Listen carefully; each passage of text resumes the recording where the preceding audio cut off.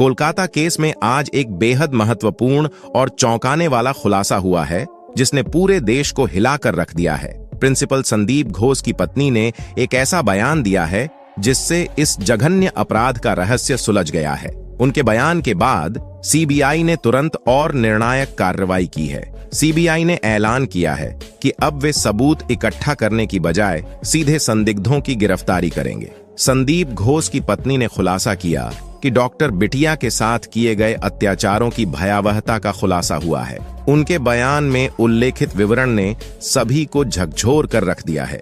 Doctor बिटिया के पैरों को चीरा गया, हाथों को तोड़ा गया और गले को दबाया गया। यह खबर सुनने के बाद हर व्यक्ति के दिल को गहरा धक्का लगा है। सीबीआई की इस नई दिशा निर्देश के बाद यह मामला अब एक निर्णायक मोड़ पर पहुंच गया है। आज आपको एक ऐसा खुलासा जानने को मिलेगा जो पहले कभी नहीं सुना होगा। हाल ही में हुए खुलासे ने यह स्पष्ट कर दिया है कि बिटिया रानी के साथ हुई जघन्य घटनाएं सेमिनार हॉल में नहीं हुई थीं। जी हां, यह खुलासा यह बताता है कि सेमिनार हॉल केवल एक बहाना था जो इस पूरे कांड को छुपाने के लिए इस्तेमाल किया गया। जानकारी के अनुसार सीबीआई को एक महत्वपूर्ण सबूत और सीसीटीवी फुटेज प्राप्त हुआ है। यह फुटेज इस बात को दर्शाता है कि बिटिया रानी के साथ जो कुछ भी हुआ वह सेमिनार हॉल के भीतर नहीं हुआ था। जब आप इस वीडियो में इन सबूतों को देखेंगे तो यकीनन आपके पैरों तले जमीन खिसक जाएगी।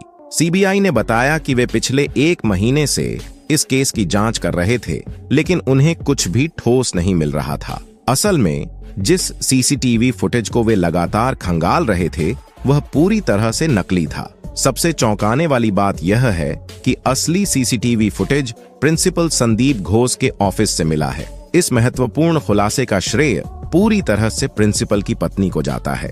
उन्होंने सीबीआई के सामने जो फुटेज का क्लिप सौंपा उसने पूरे मामले को पूरी तरह से स्पष्ट कर दिया है। अब केस का सच पूरी तरह से उजागर हो गया है और हर बात की सच्चाई सामने आ चुकी है। आज सीबीआई ने एक ऐसे खुलासे के साथ सामने आई है जो इस केस की पूरी तस्वीर को बदल देगा। नए सबूतों के अनुसार सीबीआई ने खुलासा किया है कि बिटिया रानी के साथ किए गए जघन्य अपराधों के बाद उसे सेमिनार हॉल के अंदर पहुंचाया गया और वहां एक पूरी घटना का दृश्य तैयार किया गया। अब सवाल यह उठता है कि इस केस में कितने लोग शामिल थे और कैसे यह पूरा दृश्य तैयार किया गया। सीबीआई ने बताया है कि संजय रॉय जैसे एक अलग व्यक्ति को इस पूरे घटनाक्रम का हिस्सा बनाकर पेश किया गया। आज की रिपोर्ट में सीबीआई ने उन 20 लोगों की पहचान कर ली है जो इस मामले में संलिप्त थे और जिन्हें जल्द ही गिरफ्तार किया जाएगा। प्रिंसिपल संदीप घोष की पत्नी ने इस मामले में एक महत्वपूर्ण भूमिका निभाई है। उनका कहना है कि अगर एक औरत दूसरे औरत के दर्द को नहीं समझेगी तो कौन समझेगा। उनकी जानकारी और सहयोग ने सीबीआई को इस केस में अहम सुराग प्रदान किए हैं। सीबीआई के पास अब ऐसा सीसीटीवी फुटेज मौजूद है जो न केवल अपराधियों की पहचान करता है बल्कि यह भी दिखाता है कि इस पूरे घटनाक्रम को कैसे अंजाम दिया गया। इस वीडियो में हम जानेंगे कि किस प्रकार के सबूत मिले हैं और संजय रॉय की कहानी कितनी सच्ची और कितनी झूठी थी। वीडियो शुरू करने से पहले आप सभी से निवेदन है कि अगर आप बिटिया रानी को इंसाफ दिलाना चाहते हैं तो कमेंट बॉक्स में वी वांट जस्टिस जरूर लिखें और इस वीडियो को लाइक करें। आपका एक लाइक न केवल हमारे प्रयासों को समर्थन देगा बल्कि यह भी दर्शाएगा कि करोड़ों लोग बिटिया रानी के साथ खड़े हैं। बेटी को लगेगा मेरा परिवार, मेरे माँ बाप आज मेरे लिए न्याय की जो लड़ाई लड़ रहे हैं उसमें मैं वह अकेले नहीं बल्कि भारत के हर एक भाई बहन मौजूद हैं।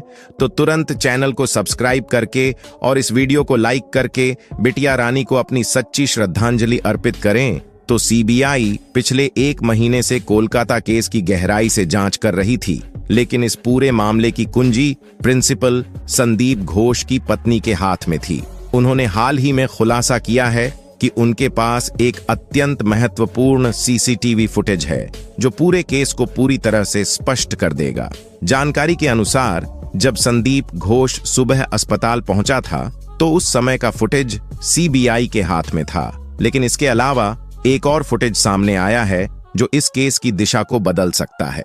रिपोर्ट से पता चलता है कि बिटिया रानी के साथ किए गए जघन्य अपराध वास्तव में सेमिनार हॉल में नहीं हुए थे। सीबीआई ने हॉल की पूरी जांच की और वहां जो दृश्य पाए गए वे इस धारणा को मजबूत करते हैं कि घटना हॉल में नहीं घटी थी इस नए फुटेज के आधार पर सीबीआई ने खुलासा किया है कि हॉल में केवल ऐसा दृश्य तैयार किया गया था जिससे यह आभास हो कि सारी घटनाएं यहीं पर घटी हों। अब इस फुटेज के माध्यम से सीबीआई के पास वह सबूत हैं जो इस केस की सच्चाई को उजागर करेंगे और पूरा मामला स्पष्ट हो जाएगा। सीबीआई के सामने पेश किए गए सबूत संजय रॉय को फांसी की सजा दिलवाने के लिए पर्याप्त नहीं थे, जिससे जांच एजेंसी दुविधा में थी कि आखिर ऐसा क्या है जो इस केस में छूट रहा है। अब एक नई और महत्वपूर्ण जानकारी सामने आई है जो पूरे मामले की तस्वीर को बदल सकती है। रिपोर्ट्स के अनुसार बिटिया रानी के साथ किया गया जघन्य अपराध सेमिनार हॉल में नहीं बल्कि प्रिंसिपल संदीप घोष के ऑफिस के अंदर हुआ था। जैसे ही यह अपराध ऑफिस के अंदर हुआ, बिटिया रानी को तुरंत खींचकर सेमिनार हॉल में ले जाया गया।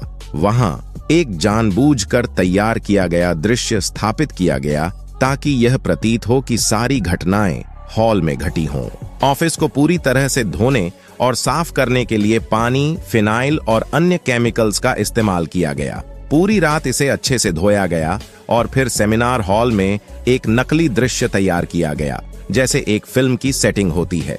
संदीप घोष ने संजय रॉय को इन जघन्य कार्यों को अंजाम देने के लिए प्रेरित किया, जिसमें बिटिया रानी को पीटना, उसके अंगों को तोड़ना और अन्य अमानवीय कृत्य शामिल थे। संजय रॉय को इन कार्यों का अभ्यास कराया गया ताकि वह जांच के दौरान सही विवरण दे सके। इसके बाद जब सीबीआई ने जांच की तो उन्हें संजय रॉय के कथनों के आधार पर यह सत्यापन प्राप्त हुआ कि हाँ, यह सब कार्य सही तरीके से किए गए थे। संदीप घोष ने इस केस के पोस्टमार्टम रिपोर्ट आने से पहले ही दुनिया को यह बताने का प्रयास किया कि यह एक आत्महत्या का मामला है ताकि मामले की सच्चाई को छुपाया जा सके।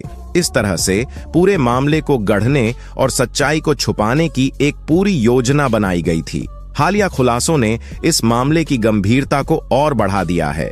प्रारंभिक रिपोर्टों के अनुसार बिटिया रानी की मौत को आत्महत्या के रूप में प्रस्तुत किया गया था, लेकिन बिना पोस्टमार्टम रिपोर्ट के यह दावा कैसे किया जा सकता है? प्रारंभिक संकेतों से ही यह स्पष्ट था कि यह घटना आत्महत्या की नहीं बल्कि एक संगठित अपराध की थी। यह हत्या की एक सुनियोजित साजिश का परिणाम प्रतीत होती है, जिसे आत्महत्या का रूप देने की कोशिश की गई। जब यह केस सामने आया तो इसे दबाने की हर संभव कोशिश की गई। ऐसा लगता है कि संदीप घोष ने इस अपराध को छुपाने के लिए अपने वफादार सहयोगी संजय रॉय को पैसे दिए और निर्देशित किया कि वह घटनाओं को उसी तरीके से प्रस्तुत करे जैसा उसे बताया गया था। संजय रॉय को यह आश्वासन दिया गया था कि यदि वह इस सब को सही तरीके से निभाएगा तो संदीप घोष उसे भी सुरक्षा प्रदान करेगा और मामले को संभाल लेगा। पुलिस को बुलाकर जो दृश्य प्रस्तुत किए गए वे उन लोगों से भरे हुए थे जो जांच प्रक्रिया में शामिल थे। हालांकि डिप्टी एएसपी और ईएसपी ने यह दावा किया कि वहां मौजूद लोग पूरी तरह से उचित थे और जांच में उनकी उपस्थिति वैध थी। दूसरी ओर एक और मार्मिक और चौंकाने वाली खबर आई है। पीड़िता की मां ने स्पष्ट आरोप लगाया है कि पुलिस ने उस दिन ही इस केस को दबाने का प्रयास किया था जब वह अपनी बेटी को देखने गई थी। इस दर्दनाक घटना को समझने की कोशिश करें। पीड़िता की मां को फोन पर कुछ और जानकारी दी गई, जबकि वास्तविकता बिल्कुल अलग थी। जब वह पहुंची तो उसे अपनी बेटी से मिलने के लिए 3 घंटे तक इंतजार कराया गया। यह स्थिति न केवल पीड़िता की मां के लिए अत्यंत कठिन थी, बल्कि यह पूरी जांच प्रक्रिया की गंभीरता को भी दर्शाती है। इस घटना ने दर्शाया कि न्याय की खोज में पीड़िता के परिवार को किस हद तक कठिनाइयों का सामना करना पड़ा।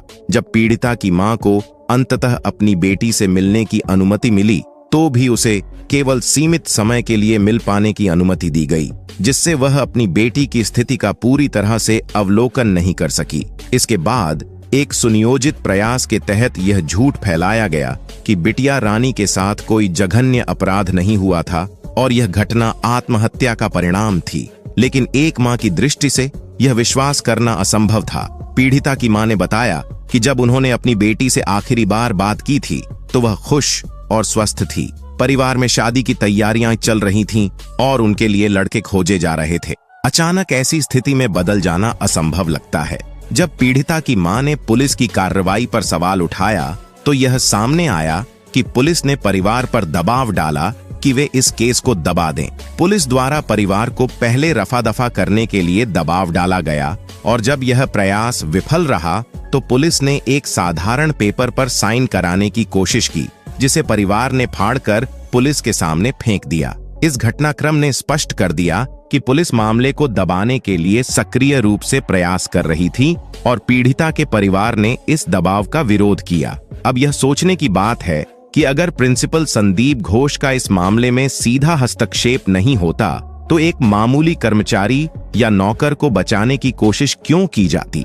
संदीप घोष एक मेडिकल कॉलेज के प्रिंसिपल के रूप में कई उच्च स्तरीय अधिकारियों के समान शक्तियों और संसाधनों के साथ आते हैं।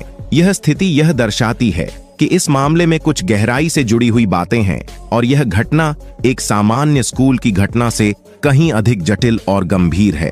इस प्रकार यह स्पष्ट हो जाता है कि प्रिंसिपल संदीप घोष के पास केवल एक साधारण शिक्षा का पद नहीं था, बल्कि उनके पास पर्याप्त संसाधन और प्रभाव थे जो इस केस की जटिलता को बढ़ाते हैं। यह मामले की गंभीरता को स्पष्ट रूप से इंगित करता है और यह भी दिखाता है कि इस केस में किसी शक्तिशाली व्यक्ति के बिना ऐसा साथ दिए ऐसा संभव नहीं था। एक मेडिकल कॉलेज का प्रिंसिपल अपने संस्थान के एक वॉलंटियर के लिए इतना बड़ा जोखिम क्यों उठाएगा, यहाँ तक कि पुलिस पर दबाव डालकर पैसे देकर उसे बचाने की कोशिश करेगा और केस को रफा दफा करने के प्रयास करेगा। यह सवाल स्वाभाविक रूप से उठता है कि पोस्टमार्टम रिपोर्ट के बिना ही वह आत्महत्या का दावा क्यों करेगा, जबकि उसकी अपनी नौकरी भी दांव पर लगी हुई है। यदि आप इन सभी घटनाओं को जोड़कर सोचें तो यह स्पष्ट हो जाता है कि मामला जितना सीधा प्रतीत होता है उतना है नहीं। प्रिंसिपल संदीप घोष की पत्नी ने जो सीसीटीवी फुटेज प्रदान किया है वह इस मामले की गंभीरता को उजागर करता है। इस फुटेज में स्पष्ट रूप से देखा जा सकता है कि घटनाएं कैसे घटित हुईं और किसने क्या किया। अब गिरफ्तारियों की संख्या 20 तक पहुंचने की संभावना है, जो इस बात को और अधिक प्रमाणित करती है कि यह केस एक जटिल और गहरा षड्यंत्र है। इस प्रकार प्रिंसिपल के इस प्रयास के पीछे कुछ निहित कारण हो सकते हैं जो इस केस की सच्चाई को उजागर करने के लिए महत्वपूर्ण हो सकते हैं। तो आज के वीडियो के बस इतना ही, मिलेंगे अगली वीडियो में।